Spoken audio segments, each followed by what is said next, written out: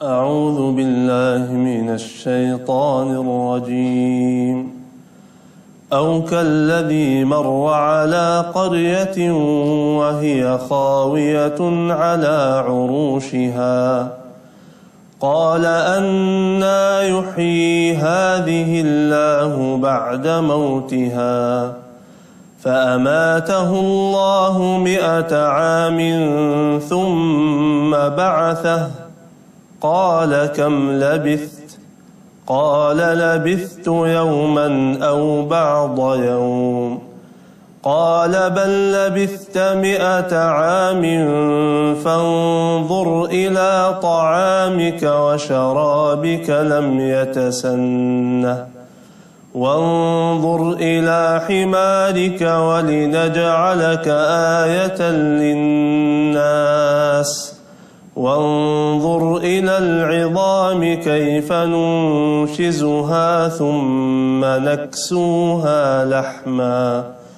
فلما تبين له قال أعلم أن الله على كل شيء قدير صدق الله العظيم. Bismillahirrahmanirrahim. Assalamualaikum warahmatullahi wabarakatuh. Alhamdulillah. Ya itu dah, saya pengen nerusin lagi nih tentang sholawat ya.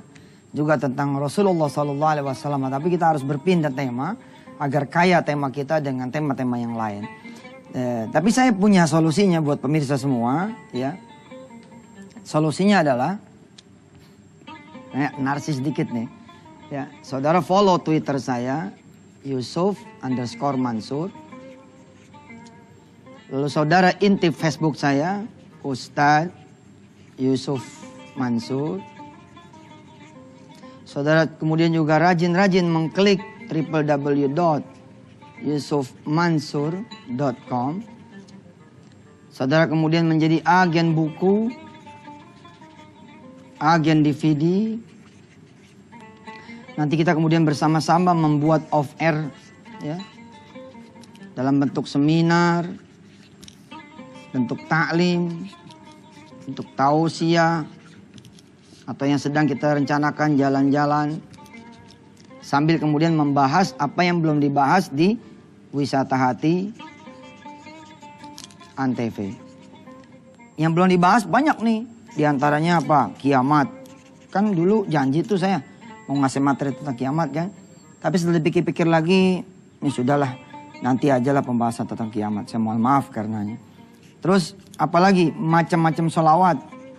Ada sholawat Ibrahimiyah, ada sholawatnya Imam Syafi'i, ada sholawat atau sholawat Nariyah, ada sholawat Fatih, ada sholawat Tibbil Qulub, ada sholawat Badr. Banyak lagi sholawat. Nah ini macam-macam sholawat belum kita bahas. Sebab kalau kita bahas ini macam-macam sholawat, satu sholawat 1 hari. Ini 1 bulan ini udah ya khusus sholawat itu. Karenanya menurut saya sudahlah, ini nanti kita selenggarakan dengan cara-cara yang sepatutnya supaya transformasi pelajaran ke pemirsa bisa bermacam-macam tema. Ya. Kita juga belum membahas misalkan tentang sunnah-sunnah itu apa saja sih gitu. Sunnah-sunnah Rasul itu apa saja sih? Kalau dibagi 2 nanti ada yang muakkad, ada yang muakkadah, ada yang kemudian yang ghair muakkadah. Ada sunnah yang teramat penting yang kalau ditinggal jadi masalah. Ada sunnah yang kategorinya ya dikerjakan, dapat pahala, nggak dikerjakan nggak ada masalah. Ya, kita kepengen kemudian selama 24 jam kita hidup, kita berbalut sunnah. Yang begini-gini pemirsa doain dah, doain. Supaya stamina saya dan teman-teman, rencana-rencana yang sudah disusun, ya, nyetelin DVD, misalkan nyiapin DVD gitu ya. Nyiapin DVD tentang macam-macam sholawat, lalu dikirim kepada para agen, dikirim kepada para simpul wisata hati. Lalu kemudian Anda semua yang kemudian menyetelkan kepada keluarga Anda, kerabat Anda, saudara-saudara Anda insya Allah. Rajin-rajin ngikutin ini ya. Twitter @Yusuf_Mansur, Facebook Ustadz Yusuf Mansur, website www.yusufmansur.com, agen buku, Simpel Wisata, dan seterusnya. Info-info nanti ada di sini, termasuk info-info tentang membangun percetakan Al-Quran, sedekah sawah, dan lain-lainnya. Kita berdoa dulu yuk, sebelum kita beralih ke tema yang berikut ini. Kita berdoa dulu pemirsa. Mudah-mudahan apa yang sudah kita kaji selama ini, sampai yang terakhir kemarin Jumat adalah tentang sholawat. Mudah-mudahan nambah ilmunya, tapi yang lama ini dipakai. Insya Allah doakan saya juga, mudah-mudahan saya yang menyampaikan pun memakai ilmu yang saya ajarkan kepada diri saya dan kepada saudara semua. Mari kita berdoa bersama-sama. Bismillahirrahmanirrahim. Allahumma salli ala Sayyidina Muhammad wa ala ali Sayyidina Muhammad. Ya Allah, terima kasih. Engkau telah menganugerahkan acara pengajian, acara belajar, majelis ilmu, wisata hati Antv ini kepada saya, kepada segenap pemirsa semua, dan kepada orang-orang yang terlibat di acara ini, dari para kru, staf, karyawan Antv, dari keluarga besar Antv, mulai dari paling atas sampai yang paling bawah. Maka ya Allah, jadikanlah acara ini manfaat buat kami, buat keluarga kami, anak-anak turunan kami, sahabat-sahabat kami, teman-teman kami, orang-orang tua kami, dan segenap penghuni alam ini ya Allah. Ya Allah ya Rahman ya Rahim, terima kasih Engkau telah menghadiahkan kami Allah jalan untuk menuntut ilmu. Mudah-mudahan dengan jalan menuntut ilmu ini Engkau angkat semua kesusahan dan kesulitan kami. Engkau anugerahkan kepada kami Allah kabulnya hajat dan doa. Engkau hadiahkan kepada kami iman yang benar, Islam yang bagus, amal soleh yang meningkat, ibadah yang istiqomah, rezeki juga yang luas, badan yang sehat, umur yang panjang lagi sehat dan taat. Kemudian ya Allah kami minta juga kepadamu ya Allah agar kami wafat dalam keadaan husnul khatimah. Engkau jadikan kubur kami lapang ya Allah menjadi surgamu. Kau kumpulkan kami bersama Rasulmu ya Allah, hingga nanti Kau dudukan kami juga bersama Rasulmu Nabi besar Muhammad SAW dan keluarga dan sahabatnya, sekeluarganya. Dan juga ya Allah Engkau perkenankan kami yang dhaif ini, yang lemah ini, yang hina ini, yang banyak dosanya ini, kelak bisa melihat wajahmu dalam keadaan Kau ridha pada kami ya Allah. Rabbana atina fid dunya hasanah wa fil akhirati hasanah wa qina adzabannar. Walhamdulillah rabbil alamin. Pemirsa yang dirahmati Allah, jangan kemana-mana. Habis ini kita akan mulai masuk ke bab yang menurut saya insya Allah ini menyenangkan, yakni bagaimana kemudian semua bisa jadi pengusaha.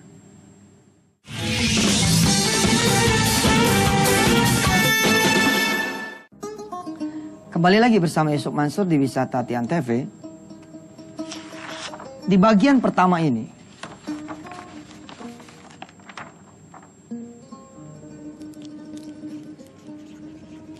di mana kita mempelajari how to be pengusaha, bagaimana menjadi pengusaha, how to become pengusaha, atau kemudian semua bisa jadi pengusaha.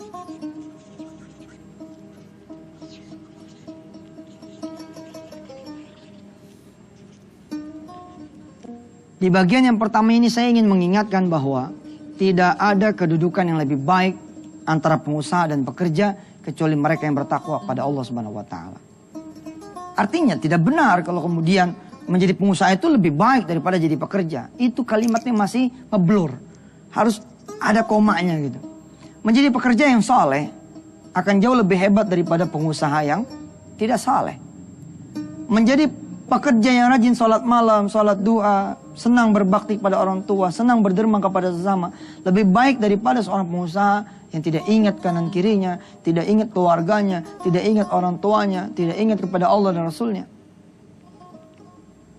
Ustadz, kalau ada pengusaha yang sama-sama dengan pekerja, artinya dia seorang pengusaha yang juga kemudian banyak amal solehnya, banyak juga kemudian ibadahnya, banyak dermanya, lebih bagus dong daripada pekerja. Menurut saya tidak, sama saja. Asli nggak ada itu klasifikasi berdasarkan kemudian perasaan kita. Perasaan kita dengan jadi pengusaha kita bakal lebih bagus. Bisa apa pengusaha itu kalau kemudian tidak ada pekerja? Jadi jangan merasa kemudian jadi pengusaha itu lebih baik daripada mereka yang bekerja. Tidak begitu. Maka di bab yang pertama ini, di bagian yang pertama, saya dudukkan dulu otaknya nih. Sehingga maaf ya, seorang tukang cuci piring di warung penyet. Nah, sekalian promosi. Nah, tukang cuci piring di warung penyet, apakah dia lebih berharga ketimbang Mas Jody, Mbak Anik, yang diamanahkan oleh Allah sebagai owner? Apakah kemudian seorang tukang cuci piring yang bekerja di warung penyet, derajatnya lalu lebih rendah daripada seorang Mas Jody dan Mbak Anik yang diamanahkan oleh Allah menjadi seorang owner daripada warung ini sendiri? Jawabannya adalah tidak sama sekali. Kalau nggak ada yang nyuci piring, bisa jualan. Pelanggan yang kami cintai, hari ini tukang cuci piringnya tidak masuk. Bila Anda berkenan, monggo cuci piring sendiri. Kira-kira gimana tuh? Kira-kira bagaimana? Artinya apa? Artinya dudukin dulu nih visi misi yang benar. Bukan karena, oh saya nih pengen pengusaha supaya lebih hebat lagi. Nggak begitu, bos. Bahwa kesempatan kemudian orang yang kalau jadi pengusaha bisa jadi lebih banyak lagi daripada pekerja, benar apa tidak? Ini pun saya benerin juga. Nggak bener juga. Emangnya seorang pekerja tidak bisa kemudian dia membangun masjid? Karena nggak punya duit begitu, seorang pekerja boro-boro bangun masjid, bangun rumahnya dewek, nggak mampu. Bagaimana dia bangun masjid? Itu karena dia tidak tahu caranya. Tapi kalau dia tahu caranya, insya Allah seorang yang miskin pun bisa punya masjid. Nggak percaya? Ikutin terus dah acara wisata TNTP. Insya Allah kita akan urai satu demi satu. Di bab satu ini, di bagian satu ini saya ingin mengatakan hal yang ini. Maka tidak ada seorang pengusaha yang bisa menginjak seorang karyawan. Tidak ada seorang yang kemudian karyawan merasa lebih hina. Lebih gimana gitu. Aduh, saya mah cuma karyawan kecil, Ustaz. Gak ada. Ini pikiran kita aja yang membuat kita jadi besar. Kita jadi kecil. Kita jadi besar ya sombong. Kita jadi kecil ya merasa nanti putus asa. Gak ada itu. Ini dulu didudukin. Ustaz, sebagai kalimat motivasi bagaimana? Kalau sebagai kalimat motivasi boleh. Dorong semua teman-teman menjadi pengusaha. Insya Allah Indonesia lebih banyak lagi membutuhkan pengusaha-pengusaha. Karena jumlah pengusaha di Indonesia ini relatif masih sedikit. Sedikit, sangat sedikit. Lalu saya angkat topi deh tuh buat teman-teman. Ya, kayak Mas Ipo, Mas Mono. Ya, teman-teman yang kemudian mendorong lahirnya pengusaha-pengusaha. Insya Allah kita sama-sama. Tapi izinkan saya kemudian di bagian satu ini benerin dulu. Supaya kemudian orang tidak gegap gempita meninggalkan dunia pekerjaan. Beralih kepada dunia pengusaha. Sementara hatinya tidak disiapkan. Saya termasuk yang tidak setuju gitu. Umpama begini. Kenapa ente mau berhenti dari kerjaan? Oh, saya sudah ada usaha dikit. Saya juga sudah punya tabungan dikit. Lihat yang dia andelin. Usaha sama tabungan. Nanti ini jadi Tuhan. Jadi Tuhan. Manakala kemudian dia benar-benar berhenti. Lalu usaha ini tidak jalan. Tabungannya juga ditipu sama orang. Akhirnya apa? Kerja enggak, jadi pengusaha juga kagak. Lontang-lantung aja udah. Yang mesti disiapin di bagian bab satu ini dulu. Apa? Hati. Visi misi. Tujuan. Kenapa ente harus jadi pengusaha? Begitu kira-kira. Ustaz, nggak menarik pembahasannya. Kan kalau mau menarik tuh ya. Orang dibikin jadi kaya, orang dibikin kemudian jadi sukses, orang dibikin jadi begini dan begitu. Justru menurut saya ini yang penting, saudara. Saat ini bila saudara menjadi seorang karyawan pun, bila saudara punya hati yang bersih, tulus, ikhlas karena Allah, saudara menyadari bahwa saudara ada bagian besar dari satu unit usaha, maka insya Allah kedudukan saudara sama di mata Allah SWT dengan owner dari sebuah perusahaan. Owner dari sebuah pekerjaan, owner dari sebuah perniagaan. Begitu saudara. Kalau sudah benar nih, nah mulai kita melangkah.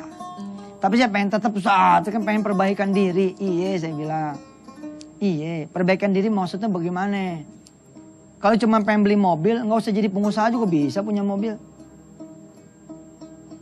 Bagaimana caranya? Ya udah kita lewatin dulu nih yang mau lewat ntar kita belajar bagaimana seorang pekerja bisa kemudian dia memiliki mobil tanpa perlu menunggu jadi pengusaha.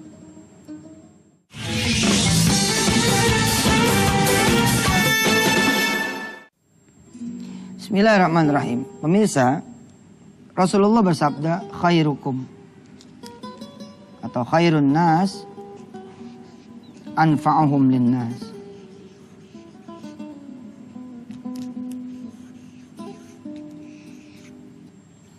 Sebaik-baik manusia adalah kemudian yang bermanfaat buat manusia yang lain.